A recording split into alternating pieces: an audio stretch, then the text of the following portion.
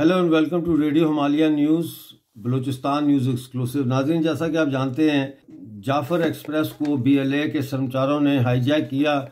उसमें तकरीबन 400 से ज़्यादा लोग सवार थे। ज़्यादातर उसमें फ़ौजी, पुलिस, ISI और मिलिट्री इंटेलिजेंस के लोग थे। उनकी छांटी की गई, उनको अलहदा ले जाके यरगमाल बनाया गया। औरतों और बच्चों को बाहिफाजत BLA ने छोड़ दिया, बल्कि उनको उनके साथ कर्मचारी भेजे जो उनको बाहिफाजत रास्ते पर डाल सकें। और 22 से 24 घंटे हो चुके हैं, अभी वहाँ पे झड़पें चल रही हैं। पाकिस्तानी फ़ौज जो है वो कोशिश कर रही है कि किसी तरीके से BLA से इन यरगमालियों को छुड़ाया जाए। और BLA ने कहा है कि उन्होंने 48 घंटे दिए हुए हैं कि 48 घंटे में जो है वो कुछ कैदी मांग रहे हैं वो कि उनको रिहा किया जाए। और इसके अलावा जो बलूचिस्तान में जबरी लापता अफराद हैं उनका भी वो कह रहे हैं कि उनको बाजियाब किया जाए। और अगर उनके मुतालबात ना माने गए तो 48 घंटे के बाद वो हर घंटे के बाद 10 पाकिस्तानी फ़ौजियों को गोली मारने का उन्होंने कहा है। इस वक्त तक जो है 30 से ज़्यादा पाकिस्तानी फ़ौजी हलाक होने की इतला आ रही है। और कोयटा समेत कई नज़दीकी शहरों में हॉस्पिटल्स में इमरजेंसी नाफिज कर दी गई है। अभी जो ताज़ा इतला थी वो ये है कि कोयटा के एक हॉस्पिटल में 12 ज़ख्मी आए हैं पाकिस्तानी फ़ौजी, और 5 पाकिस्तानी फ़ौजियों की मज़ीद लाशें वहाँ पहुँची हैं। और इसके अलावा 10 जो है वो कफन वाले बक्से भी पहुँचे हैं, जिस पे लोग बड़े परेशान हैं कि ये किस के लिए बॉक्सेस हैं और ये कौन है। तो कन्फ्यूजन चल रहा है। लेकिन मैं आपको बताना चाहता हूँ इस वक्त के एक और जो ख़बर आ रही है वो ये है कि इस वक्त खुजदार, मस्तूम और माड़ा में जो है वो हमला किया गया है पाकिस्तानी फोर्सेस के ऊपर। और ये पिछले 24 घंटों में बलूचिस्तान के मुख्तलिफ इलाकों में ये हमले हुए हैं। अभी तक किसी ने इसकी ज़िम्मेदारी कबूल नहीं की। और एक है हिंदू मोहल्ला चेक पॉइंट मस्तूम में, वहाँ पे कब्ज़ा किया गया चेक पॉइंट पे। और ईगल स्वाड जो है वो पहले ही भाग गया। जैसे उन्होंने फायरिंग की आवाज़ सुनी तो वो अपना असला वगैरह छोड़ के भाग गए, जिसको अब कब्जे में कर लिया गया है। इसके अलावा नाजरीन, गोरक लेवीज की चेक पॉइंट्स है नाल एरिया में, खुजदार में, वहाँ पे भी लेवीज को पकड़ा और उनसे मोटरसाइकिल और असला जब्त कर लिया है जो हमलावर थे उन्होंने। और फिर वड में, खुजदार में जो है वो मुसल्लह अफराद ने पुलिस थाने पे हमला किया किली साले मोहम्मद रोड पर, और उन्होंने पुलिस अफसर को वहाँ से यरगमाल बना लिया है। बाद में उसको छोड़ दिया, लेकिन यरगमाल बनाने के दौरान तमाम असलहा थाने से और सामान जो था, इक्विपमेंट जो होता है, वो जब्त करके साथ ले गए। इसी तरह वो माड़ा में ये नहीं पता कि हमलावरों की निशानदेही नहीं की जा सकती, अभी किसी ने इसका ज़िम्मा नहीं लिया। लेकिन मकुला का जो इलाका है वहाँ पे कोस्टल हाईवे पुलिस 10N के ऊपर हमला हुआ है, और उसमें सरकारी जो असलहा है वो जब्त कर लिया गया है, और पुलिस की गाड़ी को भी आग लगा दी गई है। अभी तक किसी ने ये जिम्मेदारी नहीं ली। ताहम इन इलाकों पे जो हमले हुए हैं उसमें से वड में जो हमला हुआ है उसकी ज़िम्मेदारी बलूचिस्तान लिबरेशन फ्रंट ने कबूल की है। और बलूचिस्तान लिबरेशन फ्रंट के जो जंगबाज हैं उन्होंने चेक पॉइंट पर, तकरीबन जो वड वाला चेक पॉइंट था उस पर 11 बजे रात को 10 मार्च को कब्ज़ा किया था, और 3 पुलिस वाले थे जिनको उन्होंने उनका असला ले लिया, छीन लिया था। तो इसी तरह से ये ख़बरें जो है मुसलसल आ रही हैं। ख़बर है BLA की तरफ से, वो ये कह रहे हैं कि पंजाब के लोगों को पैगाम दे रहे हैं कि बलोचों ने आपकी औरतों, बच्चों और ज़ईफ़ बुज़ुर्गों को बाइज़्ज़त रिहा कर दिया है। तो BLA ने ये कहा है कि बलोचों ने आपके औरत, बच्चों और ज़ईफ़ बुज़ुर्गों को बाइज़्ज़त रिहा कर दिया है, मगर बद तहज़ीब और बलोच और इंसानी रवायात से नावाकिफ़, नाबल्द बलोच दुश्मन अनासर ने आज सुबह कोयटा से बलोच यकजहती कमेटी के मुतहर्रिक कारकुन गुलजादी बलोच को उसके भाई के हमरा खुफिया इदारों ने गोली मार चौक के करीब उनकी रिहाइशगाह से जबरी तौर पर लापता कर दिया है और फिर पूछते हैं बलोचों का मसला क्या है। इसके अलावा वीडियोस भी जारी हो चुकी हैं, वो सोशल मीडिया पे आप देख सकते हैं, जब ट्रेन के ऊपर धमाका होता है और वो रुक जाती है। और ये तस्वीर आप देख लें, ये BYC जो है उसकी मुतहर्रिक कारकुन गुलजादी बलोच की है, जिनको आज गिरफ्तार किया गया है और फिर लापता कर दिया गया है। दूसरी तरफ बोलान का जो ये जाफर एक्सप्रेस पर BLA का कब्जा है, इसके हवाले से कोयटा के जो रेलवे की इंतज़ामिया है उन्होंने एक इन्फॉर्मेशन डेस्क कायम किया है जिस पे कोई इन्फॉर्मेशन नहीं है, वो कोई इन्फॉर्मेशन देने से कासिर हैं। और कोयटा रेलवे स्टेशन पर जैसा मैंने बताया मुतअद्दिद ताबूत लाए गए। स्टेशन इंतज़ामिया के मुताबिक वो कह रहे हैं कि हमें नहीं पता कि ताबूतों के हवाले से कोई इतला हमारे पास नहीं है। अच्छा, एक मजमून अभी छपा है और ये मजमून मैं समझता हूँ कि बहुत ज़रूरी है। ये इस जो हाईजैकिंग हुई है, जो ये इस पे ट्रेन पे कब्ज़ा किया उस हवाले से है। और ये दिलमुराद बलोच साहब का आर्टिकल है जो बलूचिस्तान पोस्ट में छपा है और इसका उन्वान है रियासती असासों की हाईजैकिंग और कैदियों के तबादले एक तारीखी जायज़ा, तहरीर दिलमुराद बलोच। लिखते हैं कि रियासती असासों जैसे फौजी काफलों, ट्रेनों, तैयारों और दीगर वसाइल पर कंट्रोल या कब्जा करना किसी भी इनकलाबी जदोजहद का एक अहम हथियार और हबा रहा है। ये एक ऐसी हिकमत अमली है जो दुश्मन रियासत पर दबाव बढ़ाने और अपनी अस्करी कुव्वत का मुजाहरा करने के लिए इस्तेमाल की जाती है। ख़ास तौर पर जबरी तौर पर कैद किए गए अफराद की रिहाई के लिए ये तरीका बहुत मौसर साबित हो सकता है। बलोच लिबरेशन आर्मी की जानिब से आज पाकिस्तानी ट्रेन को हदफ बनाकर कंट्रोल हासिल करना और जंगी कैदियों के तबादले की पेशकश इस हिकमत अमली की नुमायां मिसाल है। वो लिखते हैं कि इस मुख्तसर मजमून में मैं इस नोयत के तारीख़ी वाक़यात का जायज़ा लूँगा जहाँ रियासती असासों को हाईजैक या कब्ज़े में लेकर कैदियों के तबादले किए गए।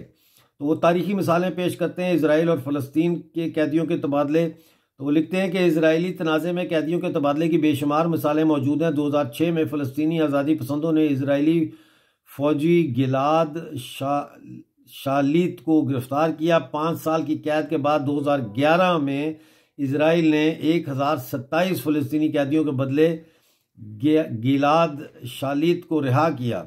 इनमें कई अहम फ़लस्तीनी रहनुमा भी शामिल थे। हिजबुल्लाह और इसराइल के दरमियान भी कई बार कैदियों का तबादला हुआ, जिसमें इसराइल ने अपने फ़ौजियों की लाशों के बदले फ़लस्तीनी और लेबनानी कैदियों को आज़ाद किया।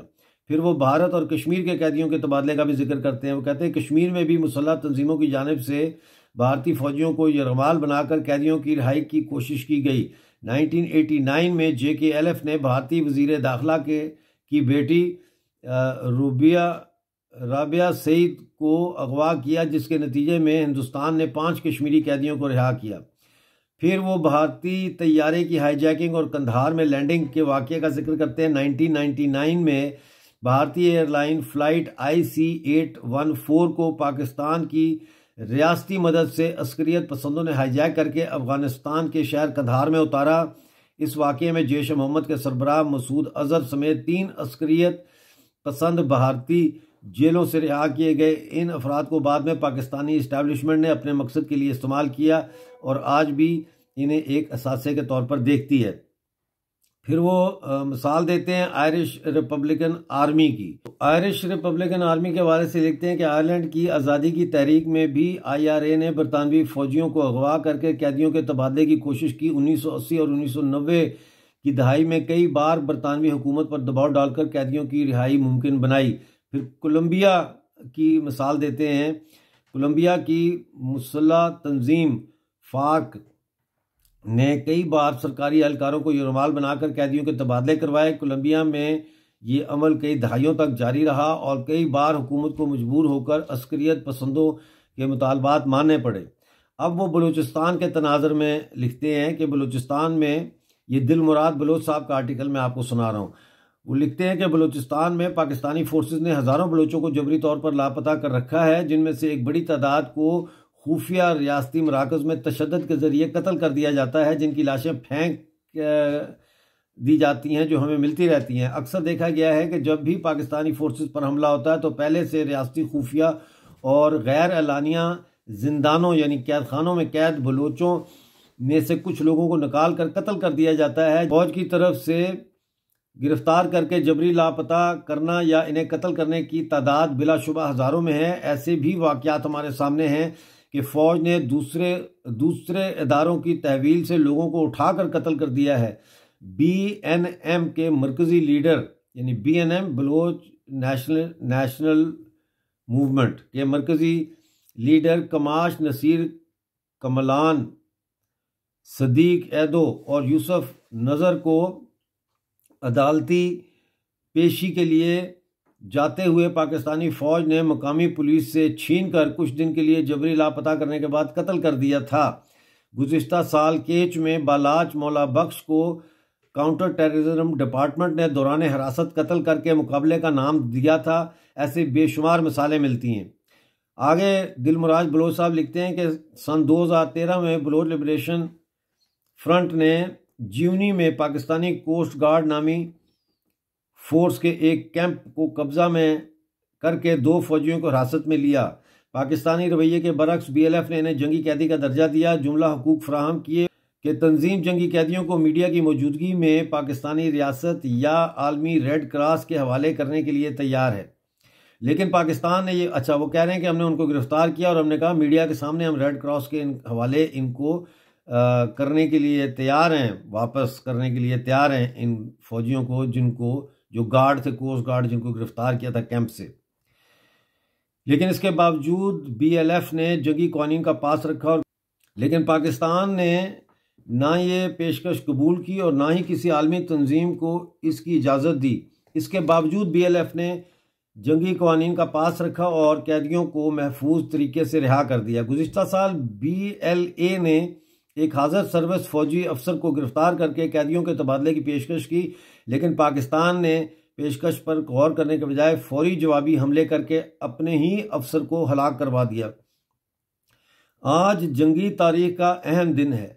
बलोच मज़ामती तंजीम ने एक रेलगाड़ी को पटड़ी से उतार कर अपने कंट्रोल में लिया है, जिसमें सवारियों की बड़ी तादाद बराह रास्त रियासती फोर्सेस से वाबस्ता है।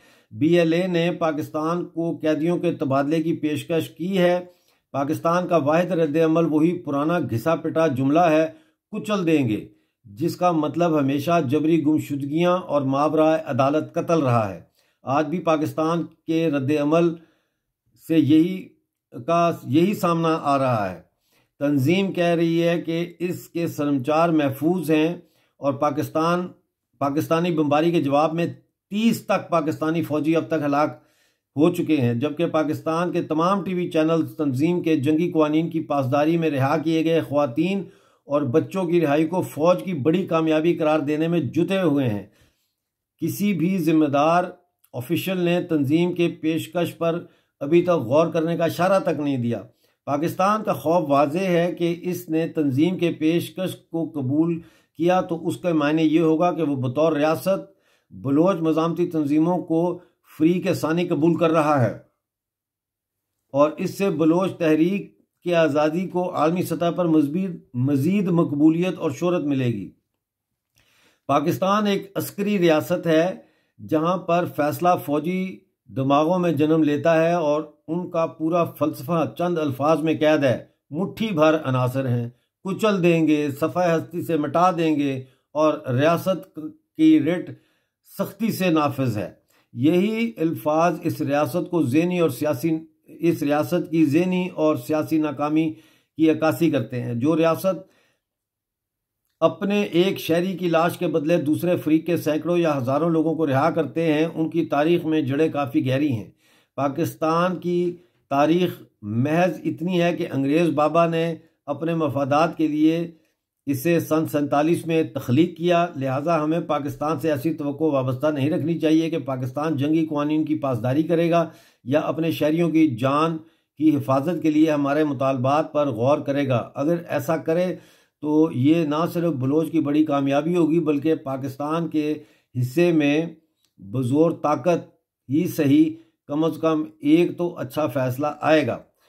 BLA की हालिया कार्रवाइयाँ जिनमें पाकिस्तानी फौजी ट्रेन को हदफ बनाया गया, ये गैर मामूली वाक़या है। BLA ने जंगी कैदियों के तबादले की पेशकश की है, जो कि बैनुल-अक़वामी क़वानीन के मुताबिक एक जायज़ इक़दाम समझा जा सकता है। इससे पहले पाकिस्तान ने कभी भी बलोच कैदियों के तबादले के हवाले से कोई संजीदा मुज़ाकरात नहीं किए, बल्कि हमेशा कैदियों को मावराए अदालत कत्ल करके झूठा बयानिया घड़ने की कोशिश की। आज पूरी बलोच कौम को चौकन्ना रहने की ज़रूरत है, क्योंकि पाकिस्तान की तारीख गवाह है कि वो अपने फ़ौजियों की कैद का बदला आम बलोच कैदियों की नस्ल कुशी से ले सकता है। इसलिए बैनुल-अक़वामी इदारों पर दबाव डालना और पाकिस्तानी रियासत को बेनकाब करना वक्त की अहम ज़रूरत है। दिलमुराद बलोच साहब लिखते हैं कि मुझे खदशा है कि पाकिस्तान अपनी नाकामी छुपाने या बलोच कौम को इज्तिमाई सज़ा देने के लिए अपने ज़िंदानों से एक बड़ी तादाद में कैदियों को निकाल कर इन्हें जाली मुकाबले का नाम दे सकता है। इससे ज़्यादा पाकिस्तान कर भी कुछ नहीं सकता। ये कोई नया हरबा नहीं। जब भी पाकिस्तानी फोर्सेस पर कोई बड़ा हमला होता है तो वो अपने खुफिया ज़िंदानों से, यानी खुफिया जो उनके कैद खाने हैं, वहाँ से जबरी लापता बलोचों में से कुछ को चुन कर कत्ल कर देते हैं और फिर इन्हें मुकाबले में मारे गए करार देकर अपनी नाकामी का बदला लेते हैं। जबकि मज़ामत की हालिया उभार ने ज़ोर पकड़ा तो इसके साथ ही पाकिस्तान ने मुख्तलिफ जेलों और हिरासती मराकज़ से सैकड़ों बलोच नौजवानों की मसख शुदा लाशें वीरान इलाकों में फेंकी। ये खदशा हकीकत पर मबनी है कि इस बार भी पाकिस्तान ऐसा कर सकता है।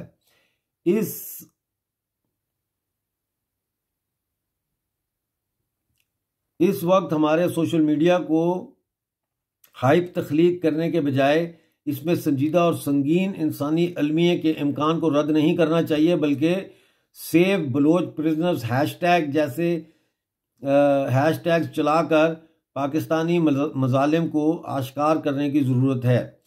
वो लिखते हैं कि हमें अपने बुनियादी मकसद यानी बलोच कौमी आज़ादी को एक लम्हे के लिए भी फरामोश नहीं करना चाहिए, क्योंकि जंगी हिकमत अमलियों की कामयाबी का असल पैमाना ये नहीं कि दुश्मन को कितना नुकसान पहुंचा, बल्कि ये है कि अपनी कौमी तहरीक को कितना मुस्तहकम किया गया और किस हद तक आलमी सतह पर इसे एक हकीकत के तौर पर तस्लीम करवाया गया। हमारी कोशिश, हर कदम, हर जदोजहद पर इजहार, हर लफ्ज़, हर तहरीर का बुनियादी महवर और मरकज़ आज़ादी होना चाहिए, क्योंकि आज़ादी के सामने हर दूसरा मसला सानवी है, चाहे वो कितना ही हौलनाक क्यों ना हो। ये इदराक हमें अंदर से नाकाबिले शिकस्त बनाता है।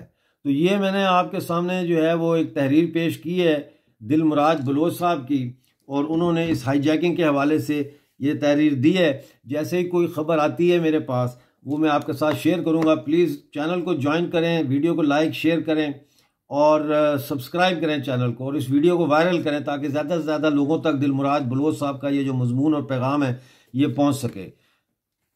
बहुत शुक्रिया। मिलते हैं अगले प्रोग्राम में। उस वक्त तक के लिए अपना बहुत सारा ख्याल रखिए।